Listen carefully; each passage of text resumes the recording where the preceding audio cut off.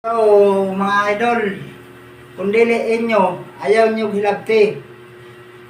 Kay base unya masakpan mo, na mag-ana-ana mo, di na mga ibot.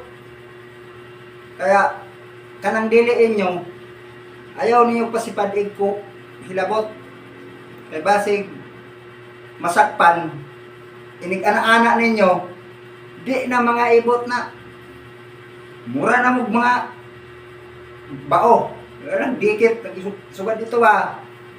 Kaya kung di mo mapreso, matabunan mo.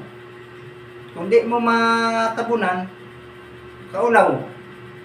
May mga anak ka, may mga pamilya. Kung magkana-ana mo, tago-tago. Agoy, bisag-usag tago-tago, di na mga ibot. Sakpan na mo. Mura na ako, mga idol, kung diliin nyo, ayaw nyo hilabti. Kay lisod na saka makaulaw sa mga anak na to at sa ato ang pamilya.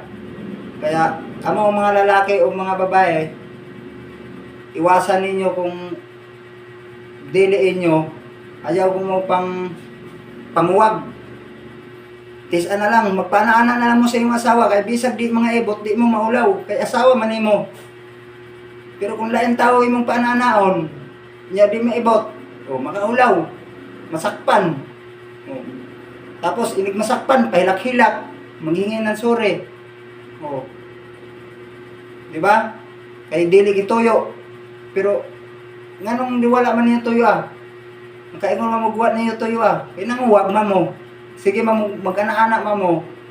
O, di ba? Tapos ignon niyo wa niyo tuyo ah. O, kaya ang iyong uwag ayaw na. Kung kiuwag mo dito na sa inyong mga asawa, kay kung di man mo mga ibot, at least asawa nimo, di ba mga idol? Yan lang ang akin mga idol. Maraming salamat. Bye bye.